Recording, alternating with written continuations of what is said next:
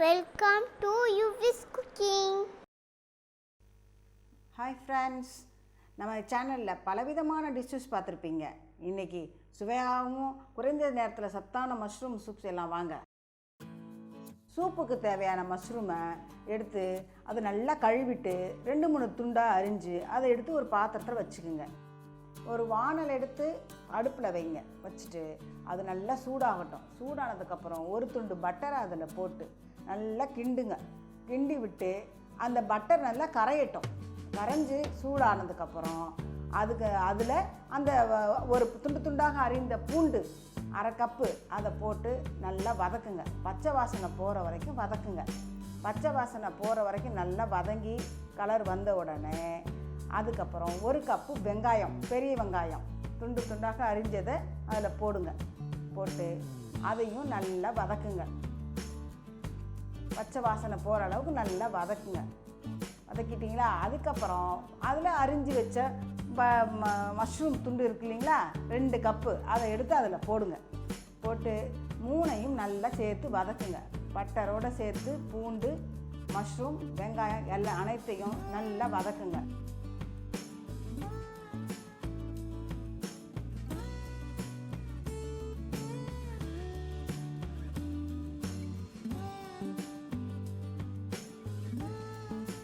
நல்லா வதங்கின மஷ்ரூமில் நமக்கு சூப்புக்கு தேவையான அளவுக்கு உப்பு சேருங்க. 2 டீஸ்பூன் மிளகுத்தூள் போட்டு அந்த மஷ்ரூம் கூட நல்லா கலந்து விடுங்க. கலந்து விட்டு அது நல்லா மூழ்கிற அளவுக்கு தண்ணி ஊற்றுங்க. தண்ணி ஊற்றி கிளறி விடுங்க. நல்லா கிளறி விட்டு நல்லா மூடி வைங்க. நல்லா அது வேகும்போது நல்ல ஸ்மெல் வரும்.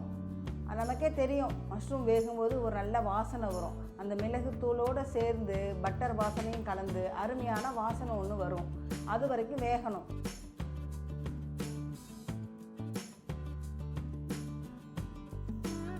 ஒரு 5 நிமிஷம் மஷ்ரூம் வெந்த உடனே அதை ஆற வச்சு ஒரு மிக்ஸி ஜாருக்கு மாற்றிடுங்க.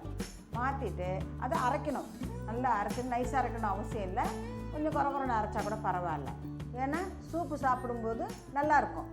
அதே வானலை அடுப்பில் வச்சு அது சூடானோன்னே அரைச்சி வச்சுருக்கோம் பார்த்தீங்களா மஷ்ரூமு, அதை எடுத்து அந்த வானலில் ஊற்றணும். அது கெட்டியாக இருக்கிற பட்சத்தில் நம்ம தண்ணி கொஞ்சம் கலந்துக்கணும். சூப்பு பதத்துக்கு கொண்டு வந்து அதை நல்லா கிளறி விடணும். குடிக்கிற பதத்துக்கு சூப்பு சூடாகிற வரைக்கும் கிண்டி விடணும். அப்படி கிண்டி விடும்போது நல்ல வாசனை வரும். சூப்போட வாசனை நல்லா வரும். அப்போ தேவையான உப்பு நம்ம டேஸ்ட் பண்ணி பார்த்துட்டு உப்பு பத்தலைன்னா போட்டுக்கலாம்.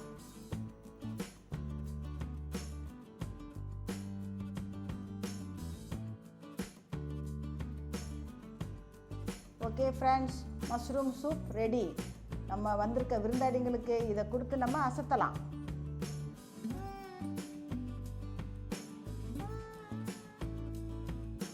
நீங்கள் புதுசாக நம்ம சேனலை பார்க்குறவங்களா இருந்தால் இந்த சேனலை சப்ஸ்கிரைப் பண்ணிக்கோங்க. பக்கத்தில் இருக்க பெல் பட்டனை கிளிக் பண்ணிக்கோங்க.